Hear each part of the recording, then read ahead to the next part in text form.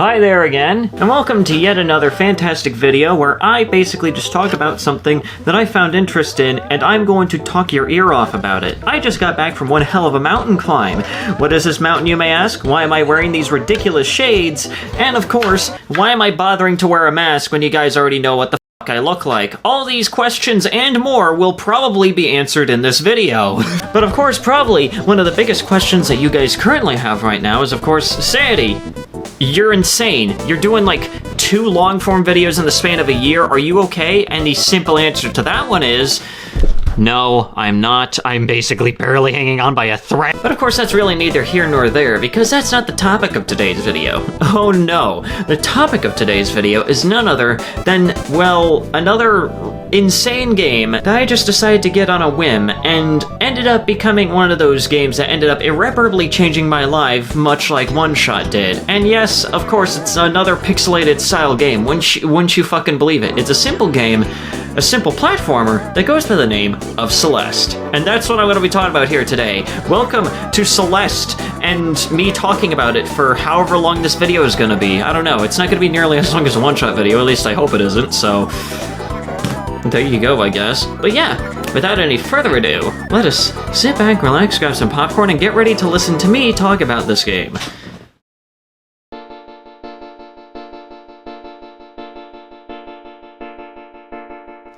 So in terms of the history of Celeste, there's really not much to really go into it. It's not like Oneshot where it had like a freeware version or anything along those lines that was like drastically different from the original, but of course there is a few interesting things to note about this game. Obviously, in case you haven't already seen gameplay of it, which honestly would be very difficult for you to have not seen gameplay of it if you're a regular on my channel at this point, you already know what kind of game Celeste is. It's a 2D side-scrolling platformer game that is just probably one of the prettiest games you'll probably ever come across in my personal opinion, and I'm not saying that lightly, okay? I played a lot of very pretty games. It's a game that was released around January 5th of 2018, funny enough, 5 days before my fucking birthday on that year. Nice. And of course, the main developers are 2 individuals that go by the name of Maddie Torson and Noelle Berry. Funny how one of the lead developers is named Maddie, or Madeline, I guess.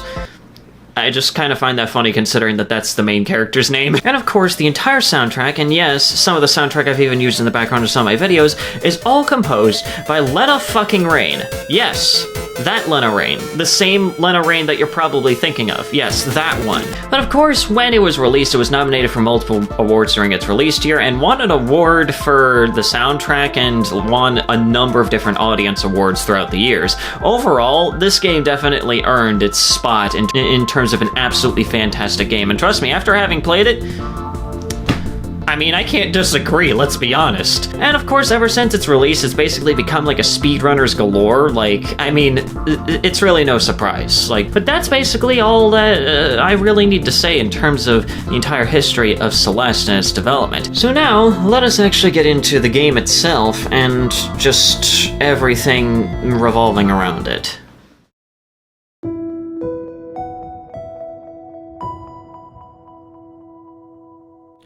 The game itself has a bit of an introduction level. I wouldn't exactly call it a tutorial more than anything, but it's more of just like, I guess like a prologue is what it's called. That's kind of what it is.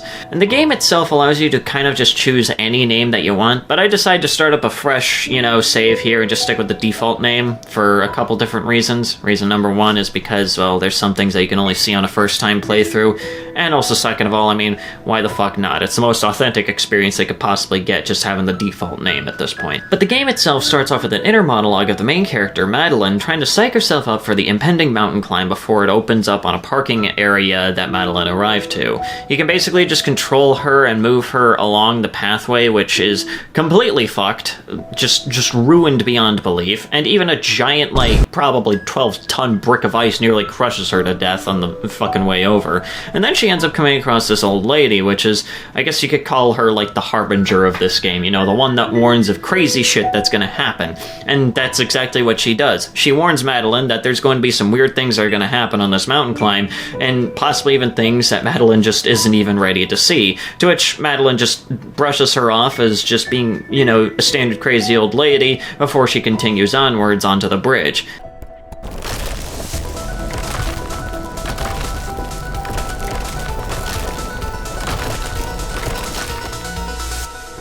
You're basically greeted by time stopping, a bird coming down, and introducing you to the air dash mechanic, which is of course where the main joke of trans people are able to double jump comes from. Even though it's not even really a double jump, it is a fucking air dash and people are weird. But of course after that, Madeline proceeds to psych herself up once again, and that ends the prologue level. Obviously, there's a lot already happening right now. Madeline gains the ability to do a fucking air dash out of nowhere. Yeah, it only gets weirder from here. Yeah, if you thought that getting an air dash out of nowhere was weird, then trust me, you ain't ready.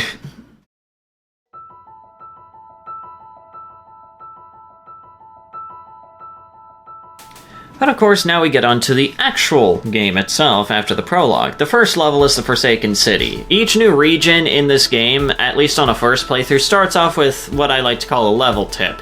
Even though they're less tips about the level, and sometimes more actually can relate to the real world. Like for example, with this one, it basically tells you how the save mechanic works, and that you can, you know, kind of leave the game off, and when you pick the game back up again, it just leaves on the screen that you left off at. It's pretty simple.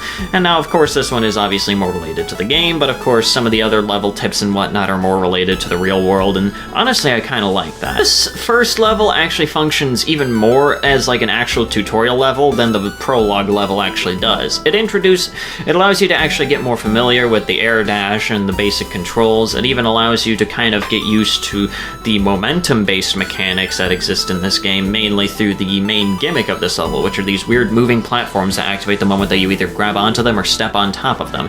It's pretty simple. And of course there's also these strawberry collectibles that are all over the place, and of course this level also kind of serves a function of introducing you to the fact that there are collectibles within each level that you can just kind of find and, you know, kind of go out of your way to collect if you truly wish to. Overall, there's really not much to say about this one. There's really only a few key points within this level that I can realistically talk about, and that is of course the introduction of another character that goes by the name of Theo. I love this man, by the way. This guy is really cool. Theo, you kind of find him by a campfire by like a crashed airplane. It seems to be more of a coincidence that he's just there beside like a crashed airplane and not that he is just like a lone survivor or anything along those lines. After all, he seems relatively chill and even states that he's mainly there just so he can get pictures of the mountain and various, you know, key points of interest that exist throughout the entire place. Oh, obviously, his reasoning for being there is, at least on a surface level, pretty simple. He's there just to take pictures and kind of grow an audience, and that's kind of, you know, the main thing. Of course, Madeline even tells Theo about her plans to actually reach the summit of the mountain, to which Theo is obviously very excited about it.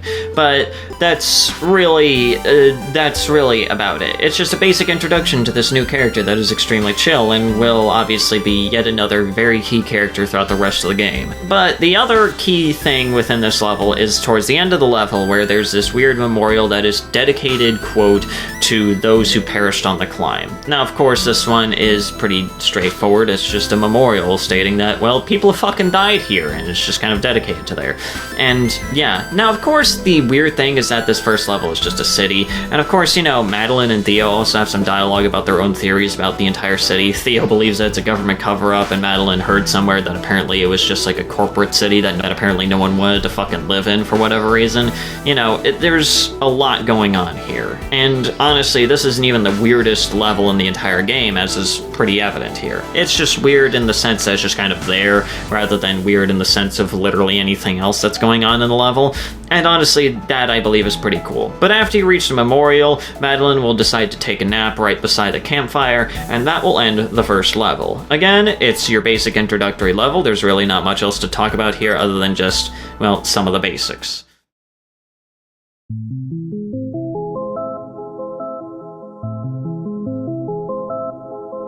Now we're on to the second level, simply known as the Old Site. Now, the pre-level tip tells the player that the strawberry collectibles are entirely optional, and they aren't really required for you to really beat the level. I'm just gonna say it right now, the strawberries are actually used to kind of, you know, change somewhat the, you know, primary ending of the game. Obviously, it's not like you'll get like a bad ending if you don't collect all the strawberries, but, you know, I'll explain it when we get there, you get the point. Madeline then wakes up in an obvious dream state. The campfire is green, the text on the memorial is all jumbled up, stars are falling, and shit's floating around. Obviously, Madeline is very much asleep, but Madeline somehow isn't really aware of this yet. upon going into this old site, you begin to realize that one end is completely caved in by snow, there's a basement area, and there's this weird glassy material that you can't really do much of anything else with. So, obviously, kind of have to look around and try and figure out where the hell do I go from here. And upon finding what appears to be a telescope of some kind, you can end up finding this one mirror that's kind of like within this, small subsection of this lower portion of the level. And once you find it, Madeline will just kind of pass by and nothing weird will, wait, what the fuck was that?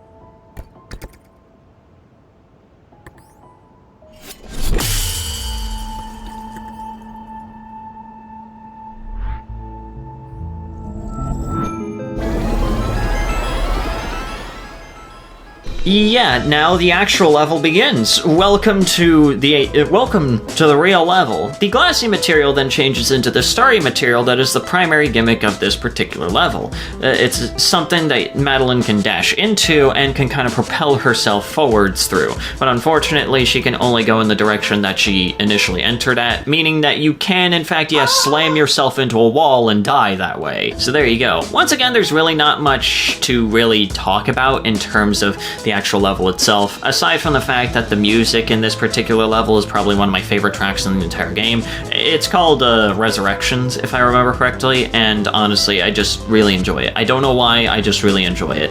And overall, the aesthetic of this particular level is also really cool. I kind of like this weird dream state thing that's kind of going on, even if, well, what is about to happen is probably one of the more terrifying portions of the game, and it's not even the scariest part of the game in my personal opinion, but you get the point. But anyways, your main goal is to kind of figure out where your mirror self ended up going towards, and eventually you do find her just kind of like on an upper portion of the old site, in which, well, this little bit of dialogue ensues.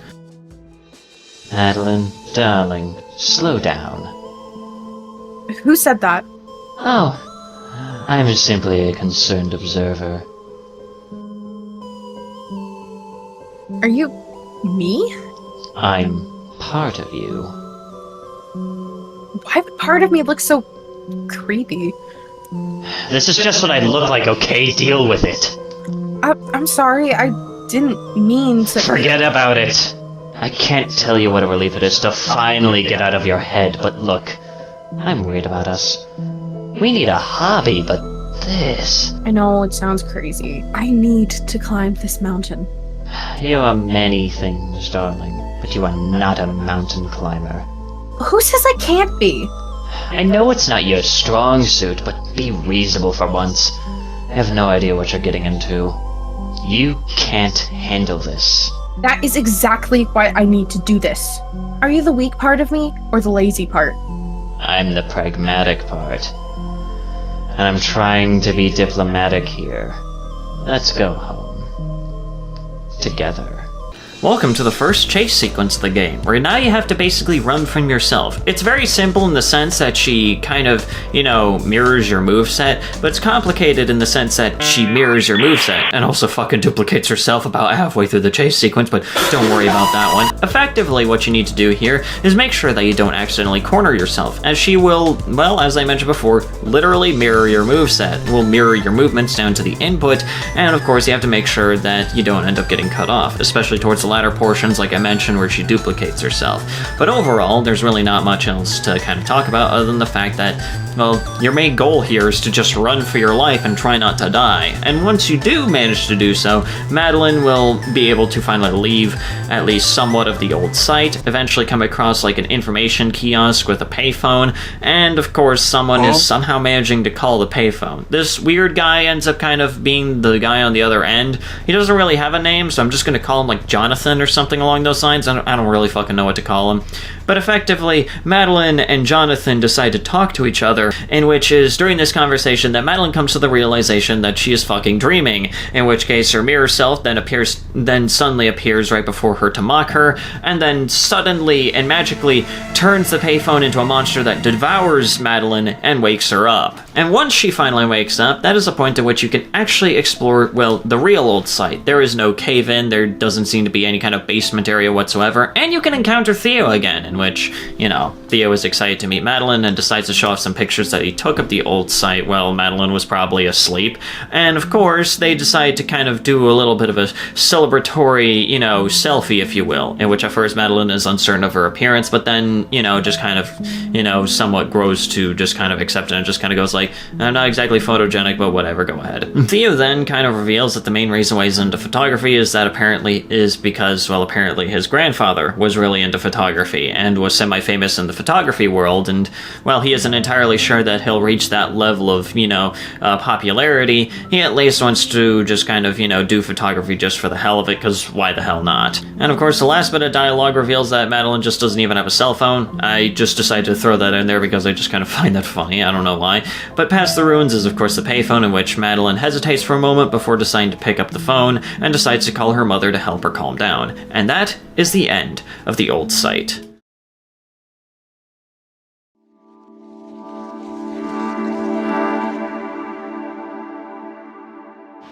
Our next stop on this amazing traversal of this Celeste mountain is of course none other than the Celestial Resort. The level tip here tells you to not worry too much about your failure count, as it's basically an indication that you're still learning and, you know, you're kind of figuring out how things work.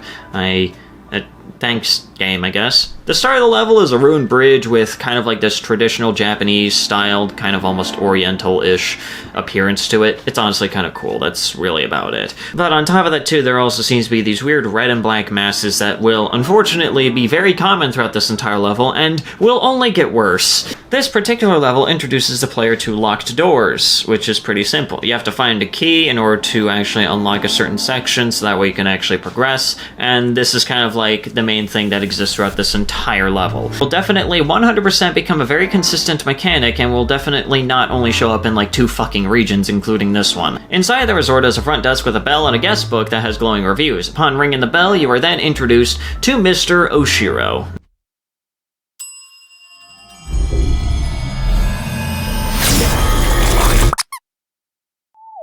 And of course is the, you know, proud owner of this, you know, illustrious Celestial Resort Hotel, as he calls it. Oshiro mentions the fact that there's apparently another guest who's shown up before Madeline, and of course he's very excited about this one, as he basically states that business is finally picking up again. Meaning that there hasn't been anyone in this resort in God knows how long, and, I mean, I think that's kind of fucking obvious, isn't it? Mr. Oshiro then asks Madeline just how long she's going to be staying, in which she just responds, I don't plan to stay, and Oshiro is obviously not exactly, you know, thrilled by that news. But then Oshiro just comes up with a plan to, you know, and that is, of course, to introduce Madeline to the presidential suite, which Madeline just decides to humor him and states, okay, maybe I can get onto the roof from there, I don't really care, I'm just going to play along at this point. And there we go, that's the start of the level. Oshiro tells Madeline to follow, and then the level actually begins. As you go through this entire resort, you begin to realize, yeah, no one has actually been here in quite some time. The wallpaper's peeling, several windows are smashed in, there's shit littered all over the place, and not to mention the weird black masses that also exist. This particular section also introduces you to one of the main gimmicks of this particular level, which is, I don't even know what the fuck to call it, but it's just like, I guess, a temporary safe spots, I guess you could call it, where if you decide to just kind of like touch up against like these weird tendrils, you're safe there, at least until you jump off of them, in which case it suddenly becomes a hazard. I'm pretty sure that there's a fancy name for them and whatnot, but for the life of me, I can't fucking think of what it is. About halfway through, there's this massive room that is cluttered with random garbage, to which Mr. Oshiro is obviously stressed out about this. This begins the second half of this particular level, as I had already mentioned before, where you have to help Mr. Oshiro clean up this place in order to actually progress, because the key is basically sealed away by the mountains and mountains of random bullshit littered all over the place. The thing about this section is that I both love it and hate it at the exact same time. I love it in the sense that regardless of which one you decide to start off with, the starting one will always be in some way the easiest one, and the last one will always be the most difficult one, as litter from like the various different sections are obviously kind of still interconnected and will either harm you or hurt you depending on what exactly is there and what exactly isn't. But I also hate it for the exact same reasons, because it makes trying to play this particular section extremely difficult, because I have to try and remember which ones are actually easier to start off with and which ones are going to be a pain in the ass later. Now, within one particular section, again, you can run across Theo, who is trying to find his way into who's trying to break his way into the ventilation system so that way he can escape.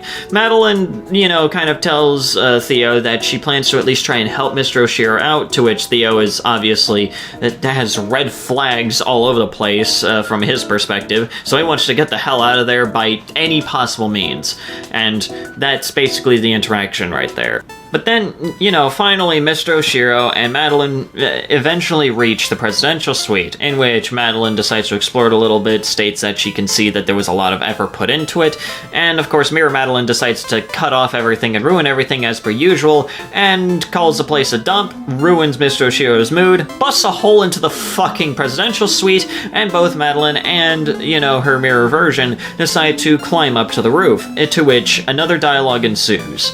I thought we'd never get rid of him. You owe me one. Add it to the list. Leave me alone. I thought you were so determined to keep climbing. And all of a sudden you're some weirdo's therapist. Why won't you go away? Miss Madeline, before you go, I need to ask one question. Why would you be so nice to me only to run away? What did I do wrong? Oh, give it a break. You still don't get it? She only helps people to feed her twisted ego. She never cared about you. Oh, shut up! I just wanted to help! You're both pathetic. Pathetic? You only came here to humiliate me? I won't grovel at your feet any longer!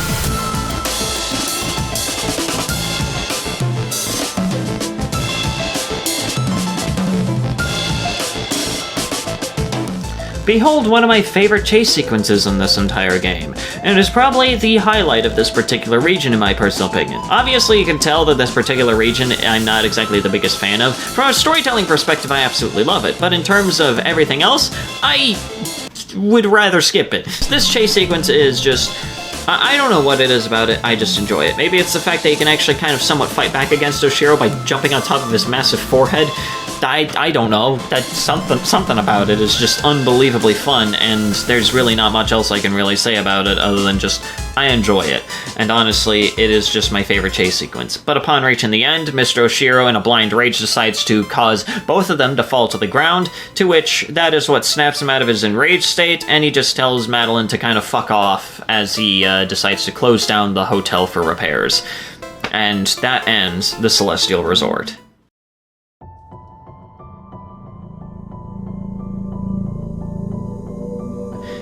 Up next on our little journey here is none other than Golden Ridge. The level tip here says that jumping away from walls won't consume any stamina, which is obviously some solid advice right here. This level is probably the most mountain-like of all of the levels so far. It is extremely natural, it is extremely it is raw, to put it very simply. It is very mountain-like, and there's not much else I can really say about it. You're also immediately greeted by 2 out of, the 3 primary gimmicks of this particular level. These little jump boost clouds, as well as one that you'll meet later that is, a disappearing one, which is very annoying and extremely finicky, and these little blue orbs that I just kind of like to call dash orbs, if you will, because that's just kind of how they function. They just function as an additional dash when you jump into one.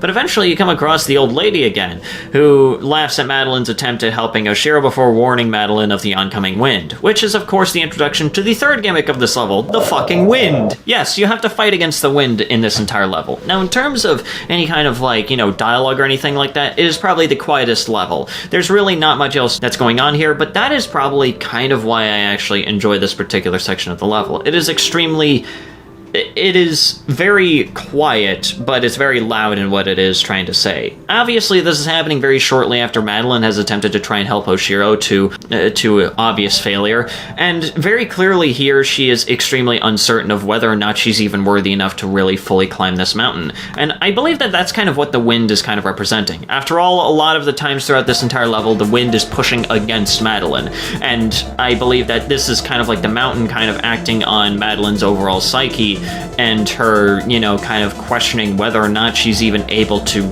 truly accomplish anything if she couldn't even help someone that clearly needed the help. And obviously in this case, that's just kind of what this level is. It is a level of complete uncertainty all the way up until the end, in which she actually begins to, I assume the doubt kind of, starts to slowly leave her mind, and the mountain itself kind of, almost propels her forward into actually finally reaching the end.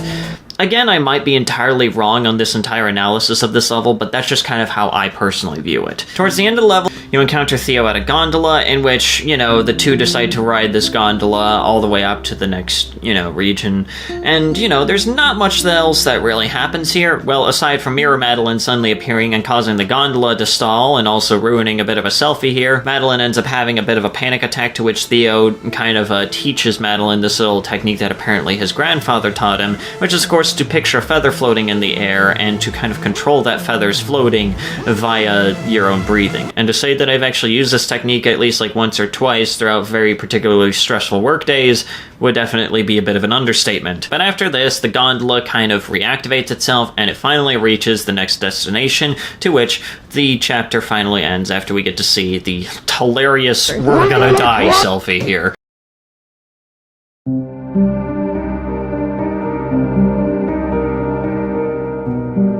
Next up, we have the Mirror Temple. Considering what has been going on so far in this game, I think you can just take a wild guess that nothing is gonna go wrong in a temple of fucking mirrors. The level tip here tells you to take regular breaks, as it's probably not healthy to, well, kind of overexert yourself. Solid advice, as per usual. The level starts with Theo wanting to go in and get pictures of this particular ancient temple, to which Madeline is obviously very uncertain, but Theo just decides to go in because why the fuck not? You only live once, right? And Madeline now has to chase after him. Welcome to the first gimmick. These platforms activate upon dashing. You can immediately tell the aesthetic of this particular level is very strange. It's almost eldritch in nature in terms of some of the statues and some of the decorations, on top of the numerous mirrors that exist, because, well, of course a mirror temple is going to have a fuck ton of mirrors. And in front of one particular mirror is just Theo's phone, which leads to only one conclusion, and it's not a very good one, which also leads into the first mission here, which is of course to figure out where the fuck Theo went. We then are introduced to the second and third gimmick of this particular level. The second gimmick being these kind of almost travel orbs. They're not like the dash orbs because they actually perpetually travel in one direction until you decide to like dash out of them or whatever. And then the third gimmick, which is these giant fucking buttons. Eventually Madeline finds Theo trapped inside of a mirror. Theo describes the surroundings as dark and they decide to have a brief conversation before Theo decides, I have a strong inclination to run for my fucking life. But of course, now we have a brand new mission. Find a way to break Theo out. After some time, Madeline finds this big-ass mirror that's hidden by a curtain, in which, well, it proceeds to suck her in, and then we are introduced to these things that I like to call the Sons of Cthulhu.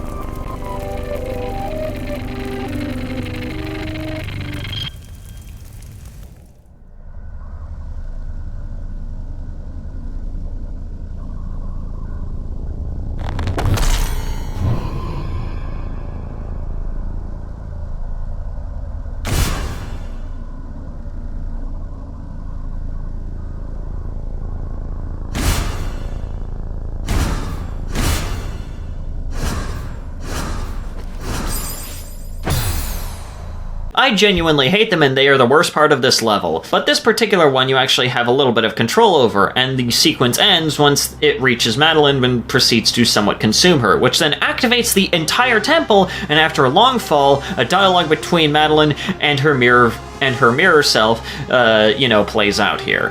Hey, where are we? What did you do to Theo? You think I'm doing this? That's cute. Sweetheart, this is exactly what I warned you about. Don't try to make this my fault. You still don't get it. The mountain gave me this body, but I'm not the only creepy thing living in that messed up head of yours. Don't like what you see? What a surprise. Shut up! I tried to stop you. Look into the mirror. All of this is yours. This temple only magnifies the mountain's power. You're in control here, not me. I don't believe you. If you're a part of me, why do you want to hurt me? Poor Madeline. Always the victim. All I do is babysit you and you hate me for it! You're unraveling and you know it. If you care so much about protecting me, why didn't you just explain what's going on? If you would have listened, you never gave me a chance. Please, just help me get out of here. Now you want me to save you. Why are you doing this? Just be on my side here, please. Instead of trying to make me feel like a monster, you really want to know why I won't help? Because you deserve this! Still think you can climb this mountain? I don't need your help. I'll do this alone. Soon after this dialogue, you encounter the first active son of Cthulhu. I do not know how these function. I just hate them. All I really know is that you can kind of somewhat fight back against them. You can jump on top of them to briefly disable them for a little bit, but after that, they are immediately ready and raring to go to basically chomp your nuts off. But eventually, after quite a while, you end up finding Theo on this weird pedestal and he's trapped inside of a crystal. The two kind of have like this little bit of a conversation here and there as to what the hell is going on in this entire temple and what any of this could potentially mean. But of course, this pretty much leads us into, well, our new mission here, which is to free Theo from the crystal. Well, there was a valiant effort, that's all I can say. Anyways, new mission, get through the temple with Theo. Now, overall, this particular level is probably one of my favorites in terms of storytelling. I mean, to be fair, all of these levels are absolutely fantastic in terms of storytelling, but this one is probably it's very similar to the last one in the sense that it's very emotional, but this one has a lot more dialogue. And this one is more in the sense of just the inner raw emotions as to what's going on. Obviously, the monsters represent what Madeline sees herself as some sort of self-serving monster at the end of the day, in which she in reality really isn't, but obviously self-doubt is a thing that fucking exists. And of course, when it comes to Theo, well, you can kind of take a wild guess as to what's going on there, and more of that will be revealed in, the next level here. But obviously, the many eyes that actually follow Theo's movement throughout this throughout the latter portion of this particular level obviously represent, well, him and having these many eyes on his work. The entire, thing is obviously a metaphor for the actual inner emotions of these two and just how they actually relate to what the fuck is going on this mountain. But of course, finally end up coming across this long-ass corridor, and at the end of it, there's this giant eye that you can throw Theo at, and after doing so, it breaks Theo out, and thus ends the level. And now we're on to, well, this next chapter here.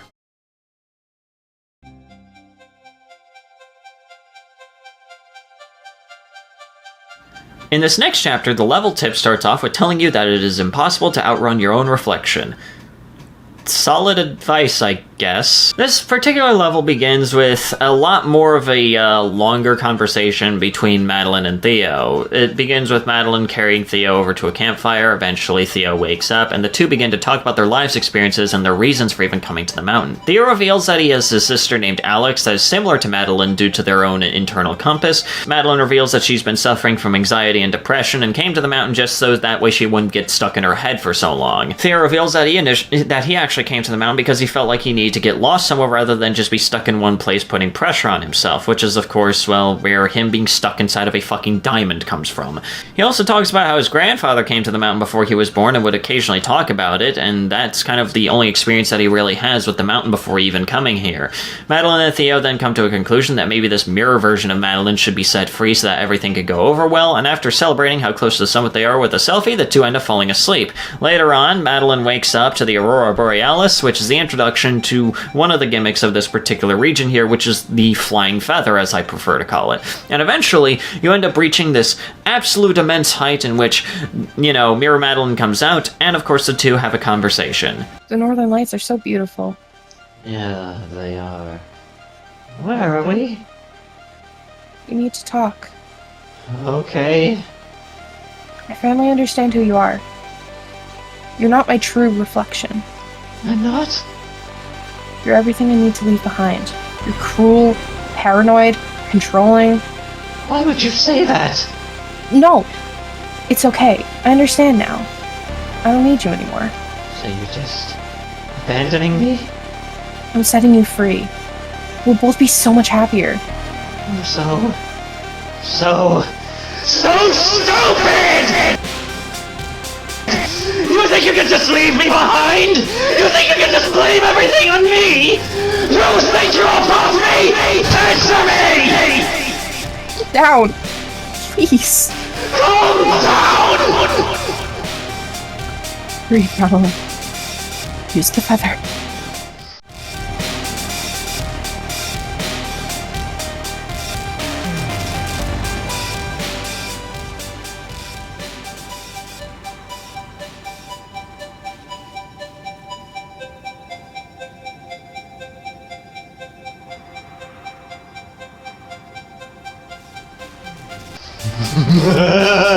You're going to think about a feather to stop me?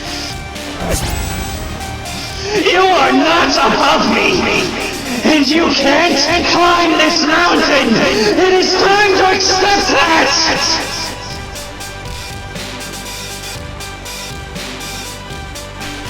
Madeline? What's happening?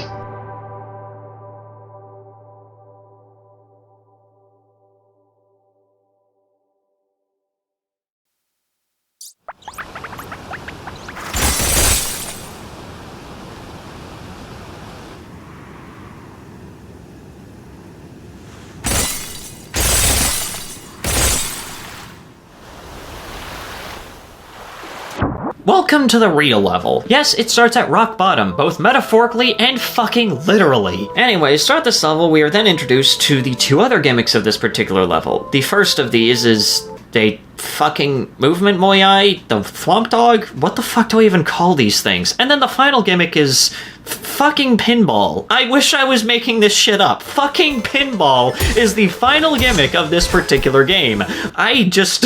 And yes, you can in fact pinball yourself into the threats if you truly wish to. But after a little bit, Madeline finds the old lady again, which then tells Madeline a perspective that wasn't considered. The fact that Mirror Madeline might actually just be genuinely scared of what might even happen at the peak of the mountain, and is probably also just scared of failing in the first place. So of course, it's kind of more or less of a physical form of, well, we're probably gonna fail anyway, so why the fuck even try? So of course, this new perspective actually gives Madeline the willpower to actually want to continue onwards in order to find her mirror version, in which, well, a confrontation happens.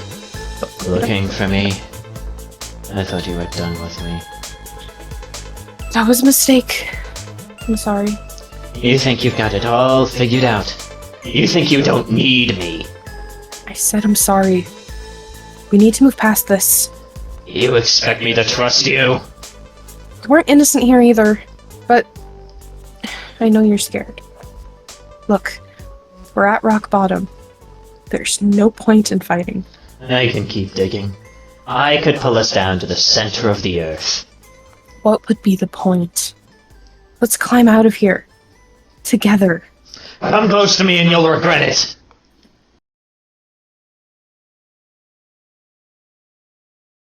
Hello and welcome to the first real boss fight in Celeste. Yes, you are literally fighting yourself throughout this entire journey. I genuinely feel like just showing you this particular boss fight in a little bit of like a montage, if you will, because I just fucking love it.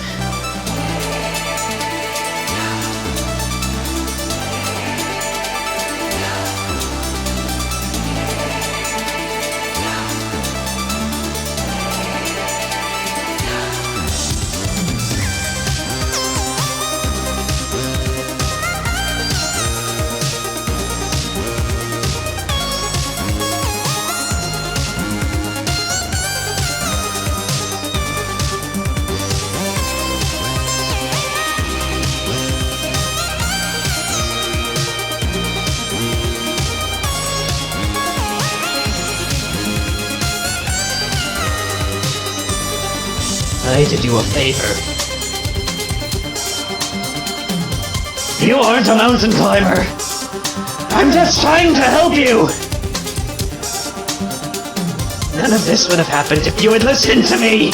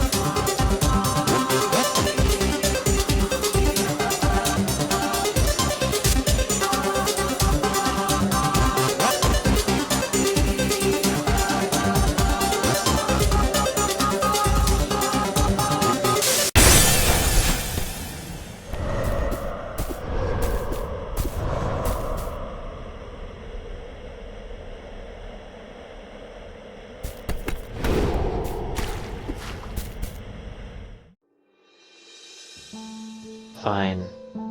You win. I guess you don't need me after all. If you want me to go away, I'll try. That's not what I want. I need your help now more than ever. Please. Let's work together. Work together? You're joking, right? It's okay to be scared.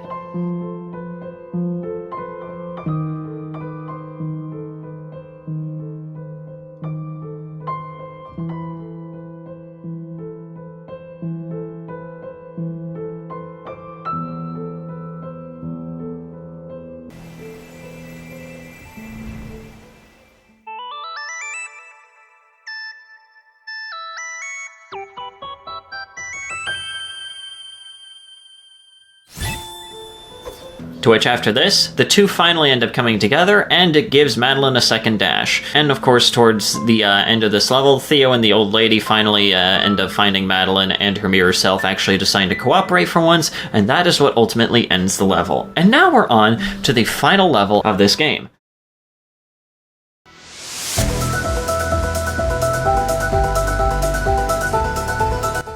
The summit. There is no real level tip, there's just an introduction to Madeline at the bottom of the mountain, looking upon it and actually realizing that this is the goal that she finally decided to set out for and that she's finally about to complete it. Honestly, the level music is obviously perfect representation of that one. I mean, it's called Reach for the Summit, and it's probably the most inspirational track in this entire game, and it's a very perfect summation of, it's gonna be difficult, but you're gonna be able to make it through. And basically, this entire level is mainly just kind of like mini sections of the previous levels they've already gone through. Obviously starting off with the Reflections area, then going upwards into the Forsaken City, then of course, you know, into all the other levels afterwards. You get the point. It's basically going back through and actually reaching the summit all the way up until you actually reach the unique summit section. And of course, after each completed segment of, you know, the mountain, Madeline and her mirror self have a little bit of a conversation, and of course, even towards the end here, reaching towards the summit, Mirror Madeline actually finally changes her tune and goes like, no, we can do this. Let's go. And of course, even the mountain itself seems to almost be helping the two actually reach the fucking summit. After all, the wind seems to be blowing upwards somehow, and ultimately, that is basically the push that's needed in order for you to actually be able to reach the summit. And once you finally do so, well, they decide to just kind of, you know, take in the view, and that's kind of how, and that's pretty much how the chapter, and pretty much to an extent, the game itself kind of rounds off.